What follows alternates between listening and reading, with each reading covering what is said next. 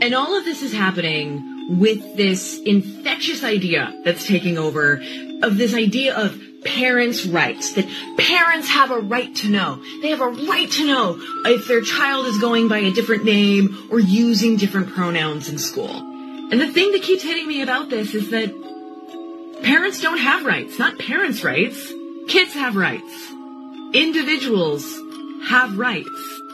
We have seen in our legal and justice systems that the decisions that parents make can be legally overridden by their children. Children who are old enough to understand a concept are old enough to provide their own independent consent to that. And if a kid knows what pronouns are, then frankly, they're able to consent to changing their own pronouns, and their parents do not need to be involved in that decision. What did you say? What the f*** did you just say? Parents don't have rights, not parents' rights. Kids have rights. Just when I think you've said the stupidest thing ever, you keep talking. First of all, these people that keep talking about how parents don't have any rights and the kids should be able to have the rights to make all these life-changing decisions for themselves, they don't have kids. And secondly, they're talking about kids. Kids who still believe in Santa Claus, the Tooth Fairy, and the Easter Bunny. That's who they want to be able to make life-changing decisions for themselves? That's why these people should never be taken seriously for any reason, ever. Anyway, welcome back. Thank you guys so much for joining me. So I have a fairly crazy Clown World update for you guys today, and as usual, we have absolutely no time to waste. So, let's get into it. Now, if you place your attention on the screen for a moment now, I know some of you are thinking, Mike, why are you showing us a picture of Lemmy Motorhead from the legendary heavy metal band of the same name, Motorhead? I hate to break it to you, but this isn't Lemmy Motorhead. This is Kimberly. Now, Kimberly is a biological man who identifies as a trans woman and calls himself a transbian or trans lesbian. Now, Kimberly frequents both lesbian dating apps and ladies' restrooms. Wait, what?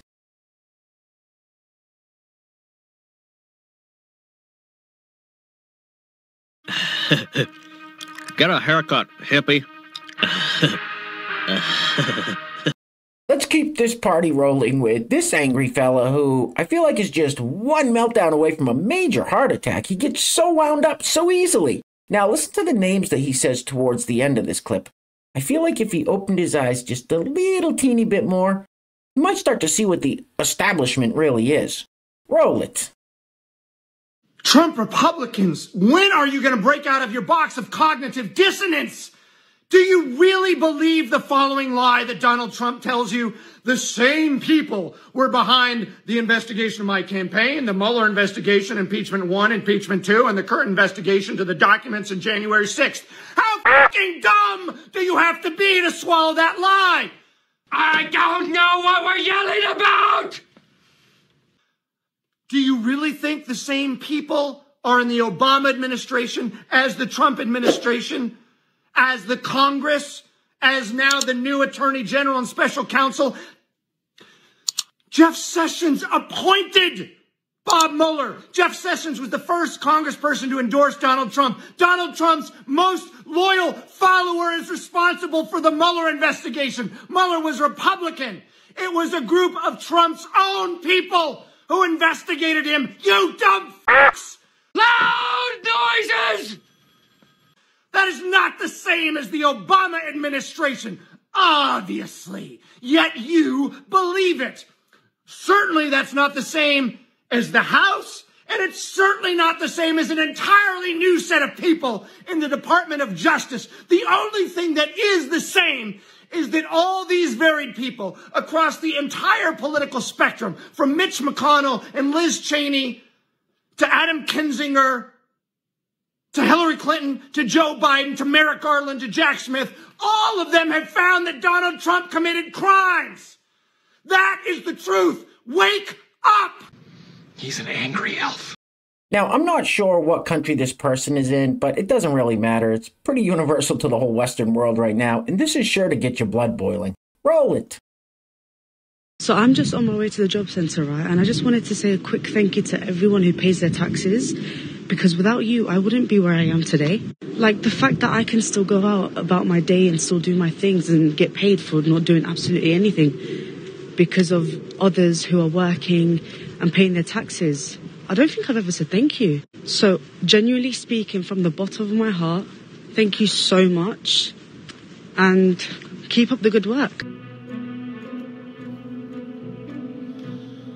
I have only one thing to say. Go f*** yourself. Now, I can assure you, that wasn't a genuine thank you. That was a, yeah, sure, I'll keep taking handouts from taxes generated from your hard labor. Anyway, next up, so listen to what this person, who is a biological man that identifies as a trans woman and calls himself a lesbian, says about cis women not wanting to be called cis women. Roll it. Do I live off of people's donations? Yes, I do. I do. That's like my main source of income. So thank you. The haters are broke. If you want to be a real hater, pony up. Pony up. One of these days, someone will do it. One of these days. Do I get offended if cis women don't want to be called cis? I don't get offended, but that's like someone with brown hair saying, "Don't say my hair is brown." Like, okay. Really? Okay. What's the difference between cis and straight? That's a good one. So cis relates to your gender. Straight relates to who you're attracted to. They're very different things, right? So you can be a man who's attracted to women. You can be a man who's attracted to men, right? The idea of being a man is independent of who you're interested in, right? Just like being a man or a woman or a trans man or a trans woman, these are all independent of who you're interested in, being straight or gay. They're just two different concepts. What the hell did you just say? Do I get offended if cis women don't want to be called cis? I don't get offended, but that's like someone with brown hair saying, "Don't say my hair is brown." Like, okay. Really? Okay. Are you f***ing dumb? So that person is either trolling us or has absolutely no self-awareness whatsoever. Let's try another analogy. Let's set aside that brown hair analogy real quick. What about a man who wears lipstick that doesn't want to be called a man? Anyway, next up, so here is once again another example of what this whole gender ideology does to a young, impressionable mind. Roll it.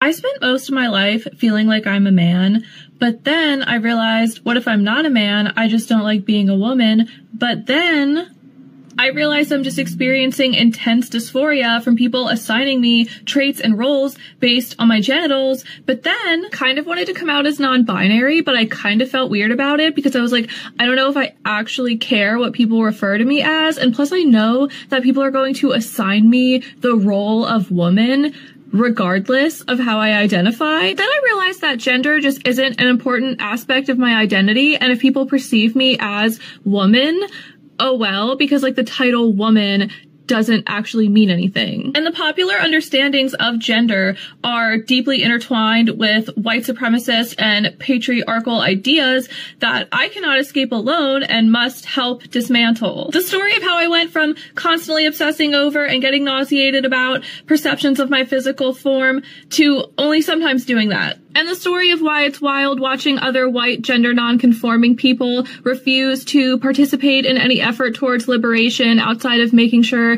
that they specifically are not perceived incorrectly. Say what? The popular understandings of gender are deeply intertwined with white supremacist and patriarchal ideas. Oh, don't give me that liberal bullshit. Now let's see what this whole gender ideology thing does to, well, not quite as young as the last one, but still obviously very impressionable mind. Roll it. I am a trans man. I identify as a man. I was assigned and lived my life as a woman, female, until I was 39. If I had not transitioned, I may not be walking around right now. And the reason is trans people, their brain chemistry is that of the gender they identify with. I have a man's brain, neurons firing like a man's does. Genomes and DNA and genetics, and a trans woman, they identify as a woman because they have a woman's brain. Trans men have men's brains, the type of neurons firing. Now, you also have people that are anywhere in between and outside. And yes, that is confusing. Excuse me, the f did you just say? Trans woman, they identify as a woman because they have a woman's brain. Trans men have men's brains. You must have got manure for your brains. You've shit for brains. Hey, real quick, before we go any further, I want to give a huge shout out to the sponsor of today's video. And while I'm doing that, I'm going to let this loop on the screen now. You guys are in for a real treat in just 1 second here. Told ya. Anyway, today's video is being brought to us by a good friend of the channel from almost way back in the very beginning, the Boltonator. Bolt, thank you so much for sponsoring today's video, sir. I really appreciate the support. I'm glad to see you're still hanging around enjoying the videos. So once again, today's video sponsor is the Boltonator. Now, if you'd like to sponsor the next video and help support the channel, there is a PayPal link in the description box below, and I will say your full name as a sponsor of said video unless stated otherwise by you. It's funny because he's fat. Alright guys, we're going to be wrapping it up with this clip of the used car salesman himself. California Governor Gavin Newsom talking to, I believe that's Kristen Welker on Meet the Press, about how great Joe Biden is, how great of a job he's done as president, and how perfectly fit he is to run again in 2024. So obviously, everything out of Gavin Newsom's mouth is a bunch of bullshit. Anyway, things are clearly getting crazy out there, guys, so please take care of yourselves, take care of each other. Till next time, love you guys. Peace. Roll it. Some pretty stark numbers that you're facing. 76% of voters say they have real concerns about President Biden's ability to serve a second term.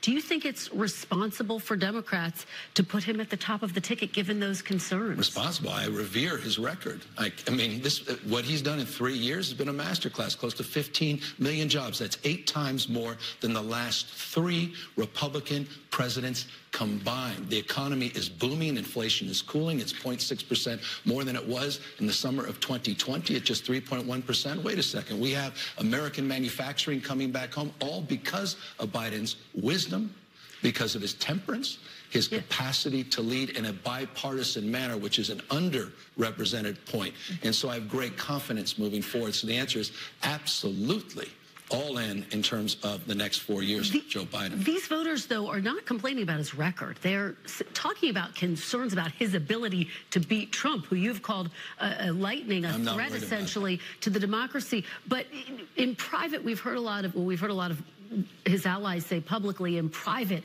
he is strong. He's in command. Yeah. He's forceful. Does he need to do more to show? I think he's doing everything he needs to do. I mean, he's got an extraordinary record. He's doing everything he needs to do on Ukraine at them. He's doing everything he needs to do. You pompous, stuck-up, snot-nosed, giant, twerp, scumbag, face, dickhead, asshole. And you ain't black.